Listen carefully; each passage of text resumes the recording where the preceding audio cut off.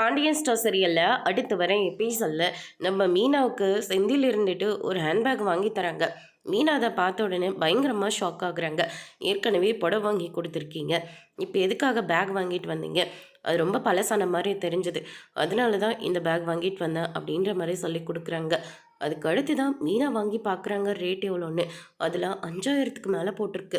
நீங்கள் இந்த காசை என்ன பண்ணீங்க அப்படின்னு சொல்லிட்டு கேட்கவும், அதெல்லாம் எதுக்கு உனக்கு, நான் கேட்காம வேற யார் கேட்பா, எப்படி வந்ததுன்னு சொல்லுங்கள் அப்படின்னு சொல்லிட்டு கேட்ட உடனே செந்தில் இருந்துட்டு ஆஃபீஸில் வேலை பார்க்குறவங்க கிட்ட கடன் வாங்கினேன் அப்படின்ற மாதிரி வந்து சொல்கிறாங்க.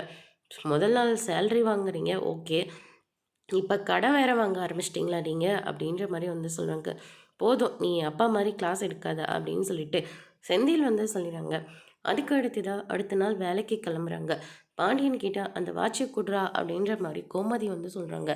பாண்டியன் இருந்துட்டா அதெல்லாம் எனக்கு தேவையே இல்லை, யாரோட சம்பாதியில் வாங்கினது எனக்கு தேவையில்லை, இந்த வாட்ச் வாங்கி 15 வருஷம் ஆகுது, அப்படியே ரிப்பேர் ஆனாலையும் மறுபடியும் ரெடி பண்ணி போடுவேனே தவிர இவன் வாங்கி கொடுத்த வாட்சையை வந்து நான் கட்டவே மாட்டேன். இவனுக்கு கொஞ்சமாவது பொறுப்பு இருக்கா?